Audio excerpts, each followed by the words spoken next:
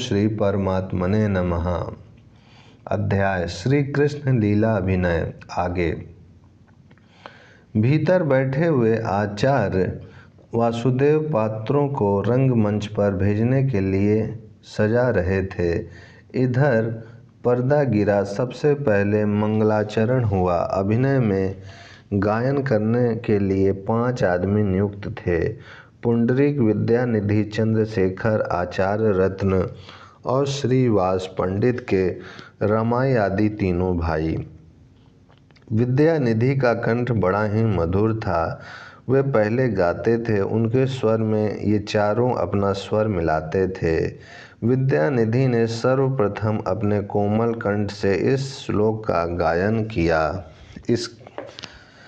जो सब जीवों का आश्रय है, जिन्होंने कहने मात्र को देवकी के गर्भ से जन्म लिया, जिन्होंने सेवक समान आज्ञाकारी बड़े बड़े यदुश्रेष्ठों के साथ अपने बाहुबल से अधर्म का संहार किया, जो चराचर जगत के दुखों को दूर करने वाले हैं, जिनके सुंदर हास्य शोभित श्रीमुख को देखकर व्रज बालाओं के हृदय में कमोदीपनी हुआ करता था, उन श्री कृष्ण की जय हो।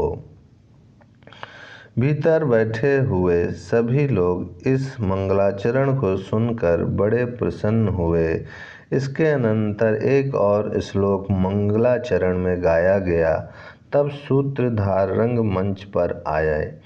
नाटक के पूर्व सूत्रधार आकर पहले नाटक की प्रस्तावना करता है। वह अपने किसी साथी से बातों ही बातों में अपना अभिप्राय प्रकट कर देता है। जिस पर वह अपना अभिप्राय प्रकट करता है उसे परिपार्श्वक कहते हैं। सूत्रधार हरिदास ने अपने परिपार्श्वक मुकुंद के सहित रंगमंच पर प्रवेश किया। उस समय दर्शकों में कोई भी हरिदास जी को नहीं पहचान सकते थे। उनकी छोटी छोटी दाढ़ों के ऊपर सुंदर पांग बंधी हुई थी।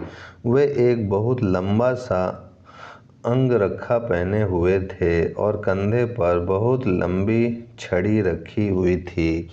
आते ही उन्होंने अपनी आजीविका प्रदान करने वाली रंगभूमि को प्रणाम किया और सुंदर पुष्पों से उसकी पूजा करते हुए प्रार्थना करने लगे। हे रंगभूमि, तू आज साक्षात वृंदावन ही बन जाओ।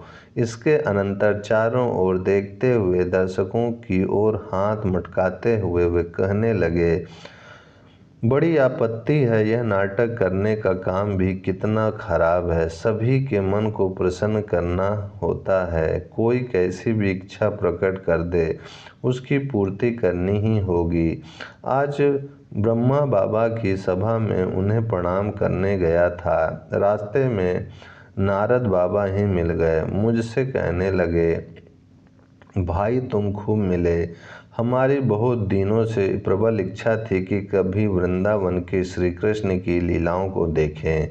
कल तुम हमें श्री कृष्ण लीला दिखाओ। नारद बाबा भी अजीब हैं। भला मैं वृंदावन की परम गोप्य रहस्य लीलाओं का प्रत्यक्ष अभिनय कैसे कर सकता हूँ।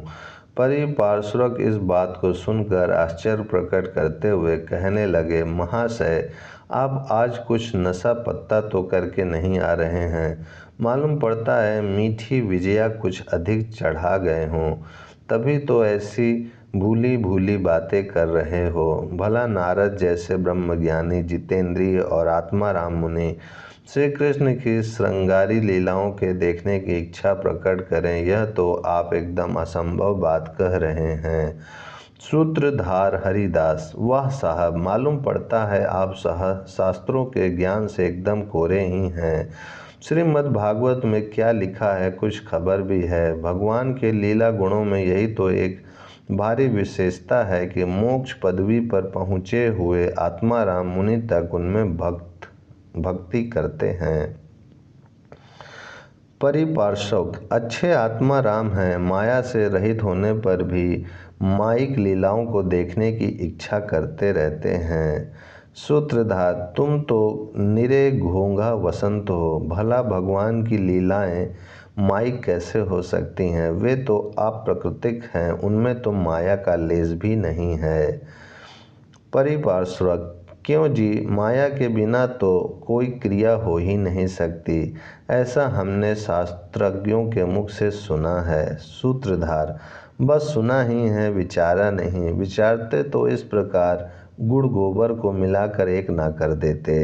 यह बात मनुष्यों की क्रिया के संबंध में है। जो मायाबद्ध जीव है, भगवान तो मायापति हैं, माया तो उनकी दासी है, वह उनके इशारे से नाचती है। उनकी सभी लीलाएं अप्राकृतिक, बिना प्रयोजन के, केवल भक्तों के आनंद के ही निमित्त होती हैं। परिपार्श्वक: कुछ विस्मय के साथ, हाँ ऐसी बात है, तब तो नारद जी भले ही देखें, खूब ठाठ से दिखाओ। साल भर तक ऐसी तैयारी करो कि नारद जी भी खुश हो जाएं। उन्हें ब्रह्मलोक से आने में अभी 10-20 वर्ष तो लग ही जाएंगे। सूत्रधार: तुम तो एकदम अकल के पीछे डंडा लिए ही फिरते रहते हो। वे देव ऋषि ठहरे, संकल्प करते ही जिस लोक में चाहें पहुँच सकते हैं। परिपास: तुम तो एकदम अकेले पीछे डंडा लिए ही फिरते रहते हो। वे देव ऋषि ठहरे, संकल्प करते ही जिस लोक में चाहे पहुँच सकते हैं। मुझे इस बात का क्या पता था, यदि ऐसी बात है तो अभी लीला की तैयारी करता हूँ। हाँ, यह तो बताओ किस लीला का अभिनय करोगे। सूत्रधार: मुझे तो दीन लीला ही सर्वोत्तम जचती है, तुम्हारी क्या सम्मति है। परिपार्श्वक: लीला तो बड़ी सुंदर है, मुझे भी उसका अभिनय पसंद है, किंतु एक बड़ा भारी द्वंद्व है। अभिनय करने वाली बालिकाएं लापता हैं। सूत्रधार: कुछ विस्मय के साथ, वे कहाँ गईं। परिभाष: वे गोपेश्वर शिव का पूजन करने वृंदावन चली गईं। सूत्रधार: तुमने यह एक नई आफत की बात सुना दी, अब कैसे काम चलेगा। परिपास: जल्दी से आफत काहे की, मैं अभी जाता हूँ, बात की बात में आता हूँ और उन्हें साथ ही साथ लिवा कर लाता हूँ।